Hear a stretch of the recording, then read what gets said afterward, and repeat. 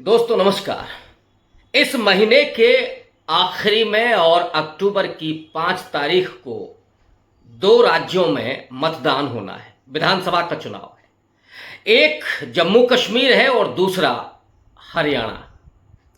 दोनों ही राज्य भारतीय जनता पार्टी के लिए नाक के बाल हैं, इसलिए कि जम्मू कश्मीर में धारा 370 के खत्म होने के बाद जम्मू कश्मीर से स्टेटहुड का दर्जा खत्म होने के बाद सुप्रीम कोर्ट के निर्देश पर वहां विधानसभा का चुनाव हो रहा है, यानी लोकतंत्र बहाल हो रहा है। दूसरी तरफ हरियाणा है, जो दिल्ली से सटा हुआ राज्य है, जहां 10 साल से भारतीय जनता पार्टी का शासन है, लेकिन हरियाणा में किसान और पहलवानों का आंदोलन भी चल रहा है। ऐसे में ये सवाल उठ रहा है कि नेता प्रतिपक्ष राहुल गांधी जब 24/7 इस समय राजनीति कर रहे हैं, वो कभी रोडवेज बस में सफर करते हैं, लोगों से बातचीत करते हैं, तो कभी वो हरियाणा के 2 खिलाड़ियों से मुलाकात करते हैं, बजरंग पूनिया और विनेश फोगाट से, कभी जम्मू कश्मीर में होते हैं, तो कभी वो ट्रैक पर चल रहे होते हैं, रेलवे ट्रैक पर। लेकिन मोदी जी विदेश यात्रा पर हैं, बुरनेई में हैं, बुरनेई से निकल करके आज सिंगापुर पहुंचे हुए हैं, वहां स्वागत सत्कार हो रहा है। नरेंद्र मोदी की पूरी राजनीति चुनावी राजनीति है और चुनावों में जिस तरह से वो लगते हैं, तारीफ करनी चाहिए इस तरह की राजनीति की। लेकिन शासन सत्ता कैसे चलेगी, लोकतंत्र कैसे चलेगा, विपक्ष की भूमिका क्या होगी, इसकी वो कभी परवाह नहीं करते। चुनाव में सिर्फ जनता की परवाह करते हैं, लेकिन चुनाव के बाद उसी जनता को दूध में मक्खी की तरह निकाल करके बाहर फेंक देते हैं, कभी परवाह नहीं करते। जिन दलितों के वो पैर धोते हैं चुनाव के समय पर, उन्हीं दलितों पर अत्याचार होने पर, गौरक्षकों द्वारा मारे जाने पर या तमाम सामंतियों द्वारा प्रताड़ित करने पर नरेंद्र मोदी खामोश रहते हैं। इसीलिए मैं कह रहा हूं कि मोदी सिर्फ चुनावी राजनीति करते हैं, लेकिन चुनावी राजनीति से भी नरेंद्र मोदी गायब हो जाए, यह कैसे हो सकता है? क्या मोदी जी को डर सता रहा है, हार का डर? Rahul Gandhi leader of opposition के बाद जिस तरह से सक्रिय हुए हैं, उसके पहले भारत जोड़ो यात्रा से लेकर के और चुनाव तक राहुल गांधी का एक पैर घर में था तो दूसरा पैर बाहर था, लगातार सक्रिय और अपने भाषणों में, अपने विचारों में, अपने वक्तव्यों में, पत्रकार वार्ता में, लोगों से संवाद में लगातार सामाजिक न्याय की बात करते रहे, राजनीतिक न्याय, आर्थिक न्याय की बात करते रहे। और जो नरेंद्र मोदी पानी पी पी करके राहुल गांधी को कोसते थे, शहजादा कहते थे, परिवारवादी कहते थे और राहुल गांधी का मजाक उड़ाते थे, राहुल गांधी, वही राहुल गांधी इन दिनों नरेंद्र मोदी की छुट्टी करने पर उतारू है। आज सुबह उन्होंने बजरंग पूनिया और विनेश फोगाट से मुलाकात की। यह भी सुनने में आ रहा है, बल्कि पुख्ता खबर है कि हरियाणा में राहुल गांधी के हस्तक्षेप से कांग्रेस पार्टी और आम आदमी पार्टी के बीच गठबंधन होने जा रहा है। आपने 10 सीटें मांगी हैं और कांग्रेस पार्टी 6 से 8 सीटें देने में कोई संकोच नहीं करेगा, लिहाजा हरियाणा में भारतीय जनता पार्टी का पत्ता साफ होने जा रहा है। अब जम्मू कश्मीर की तरफ चलते हैं। जम्मू कश्मीर वो राज्य जो अपने इतिहास में ही बेहद चर्चित और विवादास्पद रहा, मैं दोनों ही बात कह रहा हूं, जो भारत के सौंदर्य का एक प्रतिमान हुआ करता था, वो आतंकवाद की भेंट चढ़ गया और फिर इस हिंदुत्व की राजनीति ने उसको चारों तरफ से कंटकाकीर्ण कर दिया। वहां के लोगों के साथ जिस तरह का व्यवहार किया, वहां की लड़कियों पर जिस तरह के टिप्पणियां की गई, हरियाणा के ही चुनाव में, ध्यान रखिएगा, हरियाणा के ही चुनाव में बीजेपी के नेता ये कह रहे थे कि यहां पर बीजेपी को चुनाव जिताइए, लड़कियां हम कश्मीर से लेकर के आएंगे शादी करने के लिए, क्योंकि हरियाणा में जो सेक्स रेशियो है वो बड़ा गड़बड़ है, डामाडोल है, या लड़कियों की संख्या कम है। इस तरह से महिलाओं के खिलाफ, कश्मीरी लड़कियों के खिलाफ इस तरह की टिप्पणियां करके वो नेता हरियाणा में चुनाव जीत रहे थे। उस कश्मीर को 5 अगस्त 2019 को स्टेटहुड के दर्जे से केंद्र शासित प्रदेश बना दिया गया। उसके बाद पाबंदी लगा दी गई, बाड़बंदी कर दी गई, नेताओं को घरों में नजरबंद कर दिया गया। तो जो लोग थोड़ी सी मुखालफत कर रहे थे सरकार की, जो पत्रकारों ने एक्सपोज किया, उनको जेलों में डाल दिया गया। लेकिन नरेंद्र मोदी ने एक साल से ज्यादा समय तक वहां इंटरनेट को बंद रखा। संभवतः पूरे दुनिया में सबसे लंबे समय तक इंटरनेट बंद करने का यह रिकॉर्ड है। संभवतः लोकतंत्र बहाल करने के लिए तैयार नहीं थे मोदी जी। सुप्रीम कोर्ट में जो याचिकाएं थीं, उन याचिकाओं पर सुनवाई करते हुए सुप्रीम कोर्ट ने आदेश दिया कि वहां पर चुनाव कराए जाए, और चुनाव कराए जाने के साथ साथ जरूरत इस बात की थी कि स्टेटहुड को वापस किया जाए। लेकिन शायद बीजेपी की यह मंशा ही नहीं है, वो उसे केंद्र शासित प्रदेश ही बना करके रखना चाहती है। राहुल गांधी जब आज गए, इसके पहले भी जब वो गए थे, उस समय भी उन्होंने कहा था कि कश्मीर का स्टेटहुड हम वापस दिला करके रहेंगे। आज भी उन्होंने वादा किया कि जम्मू कश्मीर में केंद्र शासित जो उसका अभी दर्जा है उसको खत्म करके संपूर्ण राज्य का दर्जा दिया जाना हमारा एजेंडा है। और इसके अलावा उन्होंने सरकारी नौकरियां बहाल करने की बात की, उम्र बढ़ा करके 40 साल करने की बात की, जिस पर कश्मीर के लोग बेहद खुश थे। लेकिन उससे भी ज्यादा राहुल गांधी ने जो अटैक किया वहां के एलजी पर, मनोज सिन्हा साहब वहां पर लेफ्टिनेंट गवर्नर है।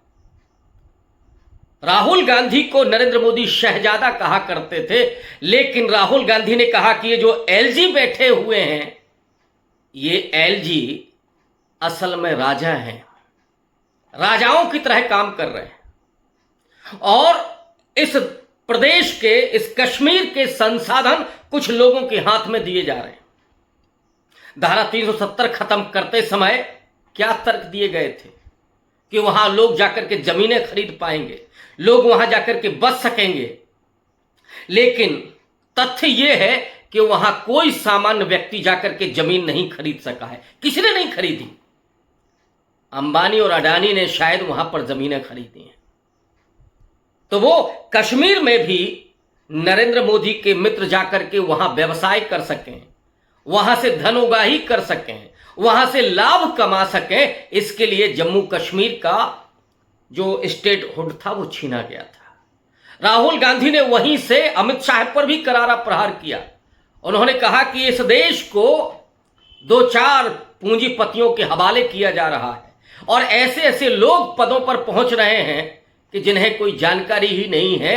अमित शाह के बेटे जय शाह, जिन्होंने कभी क्रिकेट का बैट नहीं पकड़ा, और वो क्रिकेट के सचिव हो गए, आईसीसी के अध्यक्ष हो गए। इसके पहले वो बीसीसीआई के सचिव थे। इन्हीं क्रिकेट को संचालित कर रहे हैं, खेल को संचालित करने वाले हैं, लेकिन कभी बैट नहीं पकड़ा। इसी बीच में कल एक और भारतीय जनता पार्टी के प्रवक्ता बड़ी सुर्खियों में थे, अजय आलोक। अजय आलोक जो अपने बायो में लिखते हैं नेशन फर्स्ट, लेकिन उन्होंने उसी ट्विटर पर यह जानकारी दी कि उनके बच्चे अमेरिकी हैं, अमेरिकी नागरिकता ली है, और वहीं पर 1 करोड़ रुपए प्रतिवर्ष खर्चे के मेडिकल की पढ़ाई करने के लिए गए हैं। ये है भारतीय जनता पार्टी के लोगों का नेशनलिज्म। यहां के नौजवानों को तो वो चाहते हैं कि वो धर्म की भेंट चढ़ जाएं, वो सिर्फ कांवड़ यात्रा में रहें, कांवड़ ढोएं और डंडा और झंडा लेकर के उनके जुलूसों में शामिल हों, लेकिन वो पढ़े लिखे नहीं। शिवराज सिंह चौहान से लेकर के और अजय आलोक के बच्चे तक अमेरिका यूरोप में पढ़ाई कर रहे हैं। जय शाह का बेटा तो इस समय आईसीसी का प्रेसिडेंट हो गया है, लेकिन इस देश के करोड़ों दलितों, पिछड़ों के बच्चे, मिडिल क्लास लोगों के बच्चे, किसानों के बच्चे, उन्हें झोंका जा रहा है भारतीय जनता पार्टी के चुनाव प्रचार पर। वो उनकी नफरत के शिकार हो रहे हैं, दुष्प्रचार के शिकार हो रहे हैं। उनको वो पढ़ने नहीं देना चाहते।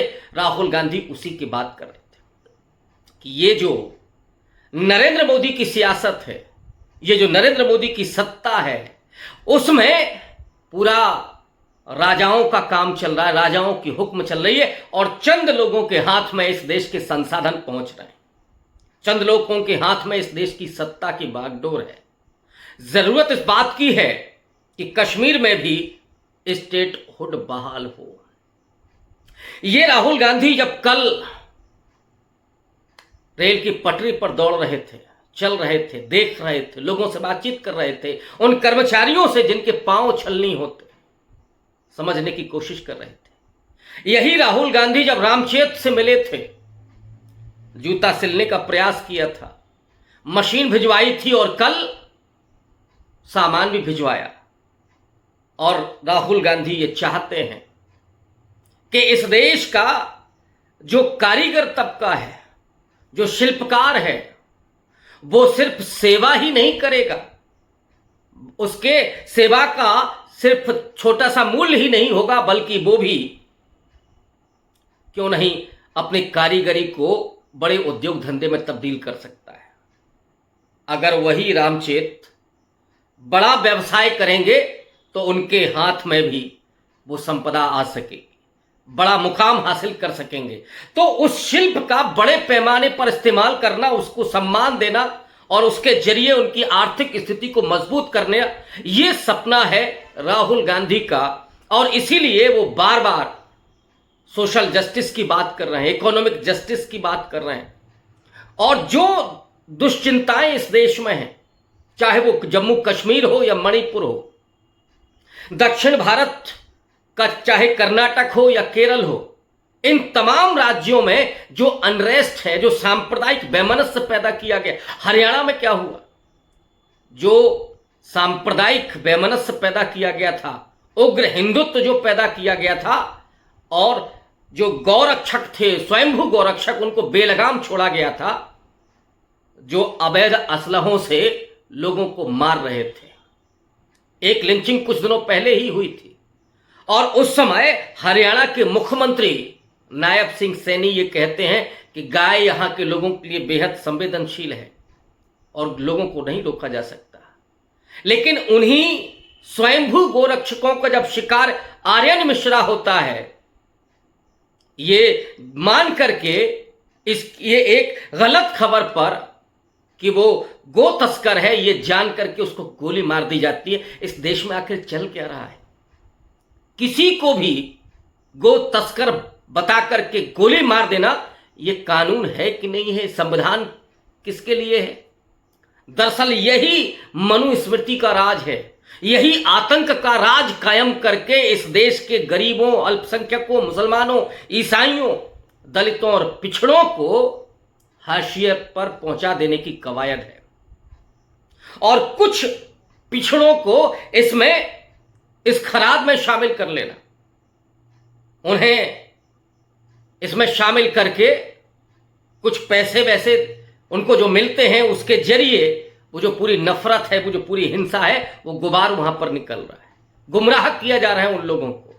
लेकिन असल जो खेल है, अभी आरएसएस के मुखपत्र में जो लिखा गया, आरएसएस के केरल के बैठक में जो हुआ कि जाति साहब बेहद संवेदनशील मसला है, जाति जनगणना हो लेकिन उसका दुरुपयोग राजनीति के लिए नहीं होना चाहिए, वो कल्याण के लिए हो। और अभी तक जो धर्म राजनीति के लिए इस्तेमाल हो रहा था, आरएसएस ने कभी नहीं कहा। ये जो धर्म का इस्तेमाल इस देश में वैमनस्य पैदा करने के लिए हो रहा है, इस पर आरएसएस ने कुछ टिप्पणी नहीं की। जाति के आधार पर जो प्रताड़नाएं सदियों से चली आ रही थी, उस पर कोई अफसोस नहीं, कोई माफी नहीं। लेकिन साहब, चुनाव के लिए और लोकतंत्र में तो यही होता है कि जिसकी संख्या ज्यादा होती है वही राज करता है। अंबेडकर ने उस बात को समझा था। और डॉक्टर अंबेडकर ने संविधान बनाने के बाद ये कहा था कि अब मैंने रानियों की नसबंदी कर दी है। अब राजा रानियों के पेट से पैदा नहीं होगा, मतपेटी से पैदा होगा। अब ईवीएम से पैदा हो रहा है। वो राजा कौन है? हालांकि लोकतंत्र में राजा शब्द नहीं आना चाहिए, लेकिन कुछ लोग जो सत्ता में बैठे हैं वो राजा की तरह व्यवहार कर रहे हैं। चाहे वो कश्मीर के एलजी हो, दिल्ली के एलजी हो, प्रधानमंत्री हो, गृह मंत्री हो, उनका व्यवहार राजा और बादशाहों की तरह है। आम आदमी, चाहे वो किसान हो, चाहे वो मजदूर हो, वो भी पार्लियामेंट जा सकता है, वो भी विधानसभा जा सकता है। ये अधिकार संविधान ने दिया, डॉक्टर अंबेडकर ने दिया।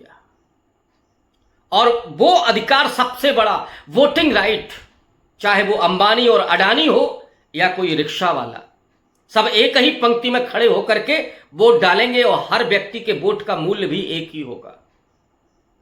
राजतंत्र नहीं चलेगा। लेकिन जिस तरह से जम्मू कश्मीर में शासन किया जा रहा है एलजी के माध्यम से, एलजी राजा बने हुए हैं और एक महाराजा का आदेश आता है, एलजी राजा साहब उसका पालन करते हैं। लेकिन वहां की जो अवाम है, जिसे संविधान ने सबसे बड़ा अधिकार दिया, वो अवाम वहां पर किस तरह से वंचना की शिकार है। उसके अधिकार सीमित क्या, उसके अधिकार लगभग खत्म कर दिए गए। बोलने की आजादी कितनी है जम्मू कश्मीर में। और ऊपर से अगर पाकिस्तानी समर्थित आतंकवाद शुरू हो जाए तो उनकी समस्याएं दोगुनी हो जाती हैं। उधर से आतंकवाद का आक्रमण और इधर से आलोचना, लोगों की आलोचना, नेशन फर्स्ट वालों की आलोचना। उनके लिए राष्ट्र जम्मू कश्मीर के भीतर है, लेकिन जम्मू कश्मीर के लोग उस राष्ट्र के भीतर नहीं आते। वे जम्मू कश्मीर से प्रेम तो करते हैं, लेकिन कश्मीरी लोगों से मोहब्बत नहीं करते। ये व्यक्ति जो भारत जोड़ो यात्रा में चलता है, जिसका नारा ही है नफरत छोड़ो भारत जोड़ो, नफरत के बाजार में मोहब्बत की दुकान खोलने की जो बात राहुल गांधी ने की, वो आज पल्लवित कश्मीर में भी हो रही है।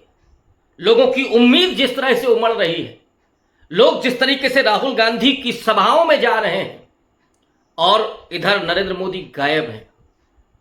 अभी उन्होंने चुनावी सभाएं शुरू भी नहीं की हैं। अमित शाह को हरियाणा जाना था, लेकिन वहां हिम्मत नहीं जुटा सके कि वहां वो जाए, क्योंकि उन्हें मालूम था कि वहां पे जो टिकटार्थी हैं वो बवाल काटने वाले हैं। और एक और अभी रैली हुई है जिसमें नायब सिंह सैनी थे और पीछे सारी कुर्सियां खाली थी। बड़ी बदनामी हुई। हरियाणा में चुनाव शुरू होने के पहले ही आप देखिएगा कि वहां बीजेपी के लोग प्रचार करने में संकोच करेंगे, डरेंगे, क्योंकि जो गुस्सा है किसानों का, पहलवानों का, वो उन्हें कितना मजबूर करता है। क्या वो माफी मांगेंगे किसानों से और पहलवानों से? नहीं। तो फिर उन्हें उस गुस्से का भी शिकार होना पड़ेगा और वोट की चोट तो पड़ेगी। लेकिन राहुल गांधी हैं कि उस लोकतंत्र को मजबूत करने के लिए, कश्मीर को नेशनहुड वापस दिलाने के लिए कृत संकल्प खड़े हैं। और उन्होंने कहा है कि अगर नरेंद्र मोदी नहीं करते हैं तो फिर हम करेंगे। दबाव तो हम अभी बनाएंगे कि नेशनहुड आपको वापस मिले। शुक्रिया।